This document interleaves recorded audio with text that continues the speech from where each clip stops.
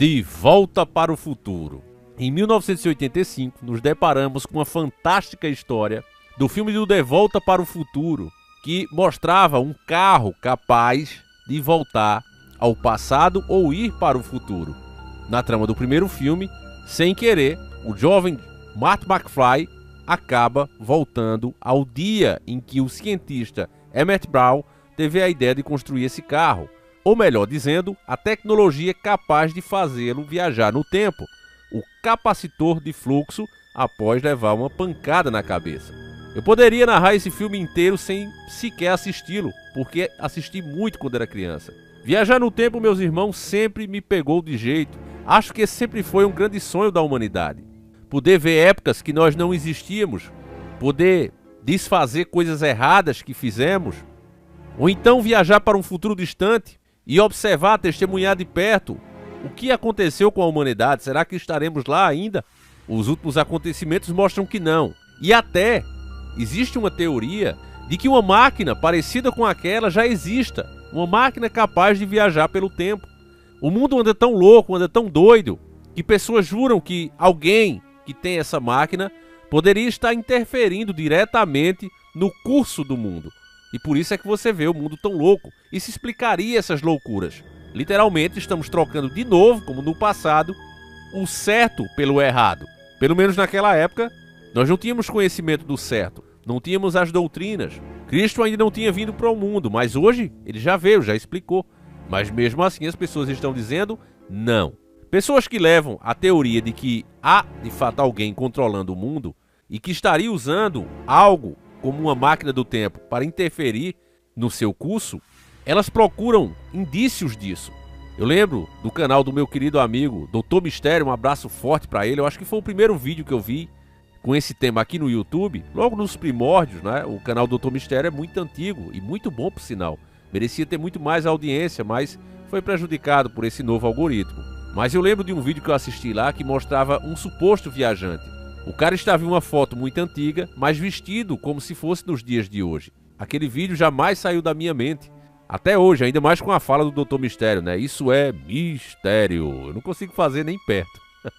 Fica aqui um abraço forte para ele, né? Que continue sempre firme aí na batalha. E agora, em 2025, o nosso querido irmão Johnson Michael manda uma matéria que eu tinha tropeçado nela esses dias, mas na correria acabei me perdendo. E aí o Johnson Michael me mandou essa dica. Um abraço forte para ele. Fala de um tênis da Nike que aparece em uma pintura, acredite, meu irmão, do século 17. Vou logo meter essa print aí, que é do site Tempo, né? Um portal de notícias da grande mídia. Não é inteligência artificial, não. Tá aí, ó. Imagem real do século 17. E claramente você vê aí o cara, o moleque, né? Com um tênis, com uma marca muito parecida com o que seria a Nike, né? Antigamente não tinha esse tipo de marca. Seria uma sujeira? Pode até ser. Mas, lembrando dessa teoria, meus irmãos, faz muito sentido. Será que existe interferência no tempo? Será que a tão famosa máquina do tempo existe? Ainda falando de ciência, meus irmãos, eu lembro de ter assistido um documentário no Discovery que mostrava que seria possível sim enviar uma pessoa para o futuro através da velocidade. Os cientistas descobriram, colocando relógios de alta precisão, que ao acelerar uma pessoa, os efeitos do tempo diminuem. O relógio atrasou alguns segundos, colocando uma pessoa em um trem muito rápido. Eles fizeram uma medição dos dois relógios, um e um passageiro que foi no trem que era muito rápido e o outro que ficou. Os dois rigorosamente sincronizados. Mas como aquele ficou parado e o outro estava em um trem em alta velocidade, se notou cientificamente que houve uma interferência do tempo. Na verdade, houve uma interferência nos efeitos do tempo. Diminuiu alguns segundos. Então, fizeram outros cálculos em cima disso. Que se acelerasse ainda mais, por muito mais tempo, enquanto passasse, por exemplo, 80 anos aqui no nosso mundo, passaria apenas 20 para a pessoa que estaria viajando em alta velocidade. Provando assim possível a viagem do tempo, pelo menos para o futuro. Para o passado, bem mais difícil. Existem teorias dos buracos de minhoca, portais que poderiam ser abertos em determinados lugares, enfim, né? Seria bem mais difícil voltar e enviar uma pessoa para o passado. Agora, para o futuro, cientificamente já é possível, fazendo dessa forma que eu estou falando, né? Impedindo os efeitos do tempo na pessoa. Certo, meus irmãos? Eu tô explicando isso aqui porque tem gente que vê uma matéria como essa e diz: isso é uma bobagem, isso aí é ficção científica. Mas não, meu irmão. Muitas coisas que nós hoje usamos e temos como tecnologia tinha essa mesma visão. As pessoas olhavam: nossa, lá vem esses doidos com essas bobagens que nunca vai acontecer, é impossível, né? E falavam cientificamente porque era impossível, né? Mas aí vem um cientista doido e vai lá e cria, né? Mas vamos lá para essa matéria aqui do diário, né? Tênis Nike em quadro antigo faz pessoas acreditarem em viagem no tempo. Vamos lá, a matéria de 26/6/2025.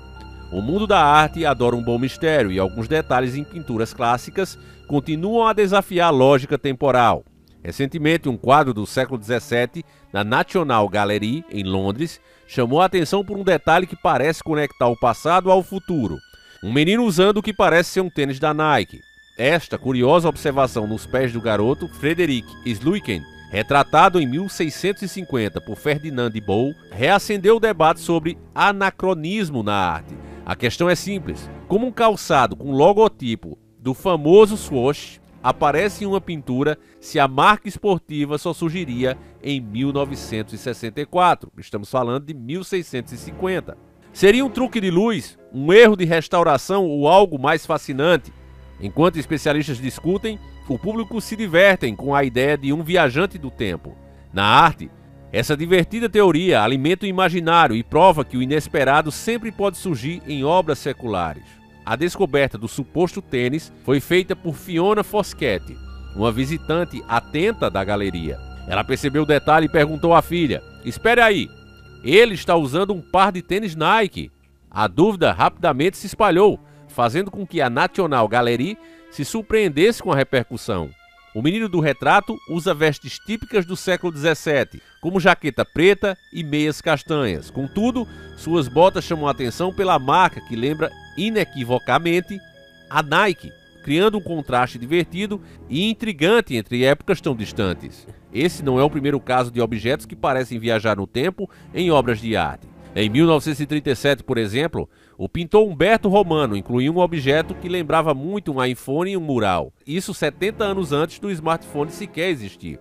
Especialistas especulam que o objeto da pintura do Romano pudesse ser um espelho ou uma faca. Contudo, a semelhança com o dispositivo moderno é notável e bastante curiosa. O pintor faleceu em 1982, levando consigo o mistério e a explicação para inusitado detalhe em sua obra.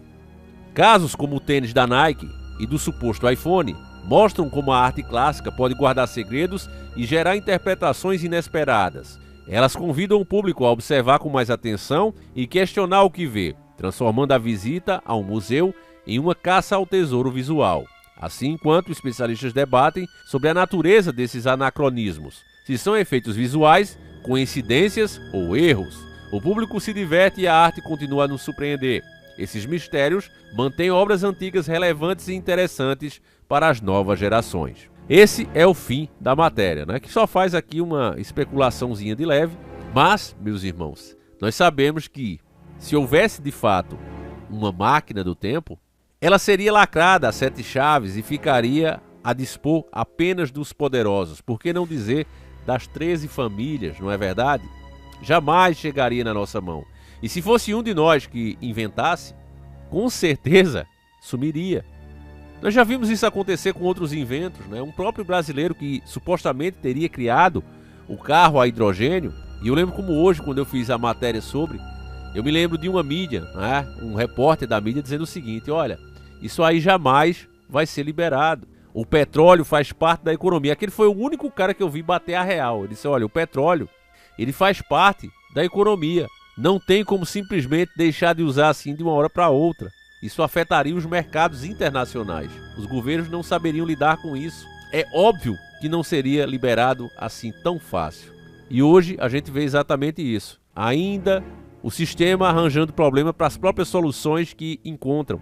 Esse que eu estou citando, ele sumiu, né? Ninguém mais soube. Ninguém mais viu ele. Chegou a dar entrevista, mas depois ele sumiu e ninguém nunca mais viu. É igual o tio Chico, também sumiu, ninguém mais viu ele. E outros tantos, né, que tentaram denunciar ou fazer algo, como o próprio Nikola Tesla na história, que tentou criar algo que iria gerar prejuízo para a indústria na época. Essas pessoas, meus irmãos, elas são literalmente caçadas, perseguidas e silenciadas. Enfim, vendo o curso do mundo, eu não duvido nada que algo do tipo esteja sendo feito, que a própria história esteja sendo modificada.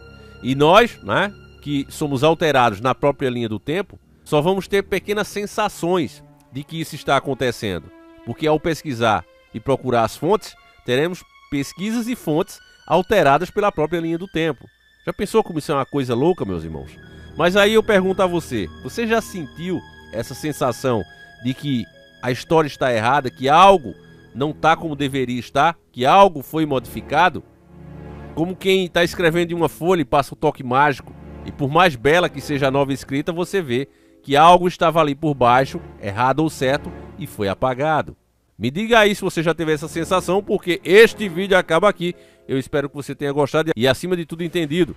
Nós voltamos sempre com 2 vídeos, um às 7h30 da manhã e outro às 17h45. E quando eu ainda tô com um tempinho, ainda faço um short de quebra, né, família?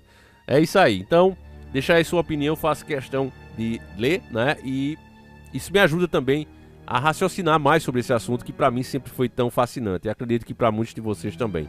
Porque aqui tá cheio de gente inteligente e eu sei disso. Tá certo, meus irmãos? Então é isso. Fiquem com Deus, um abraço e nós seguimos juntos. Fui!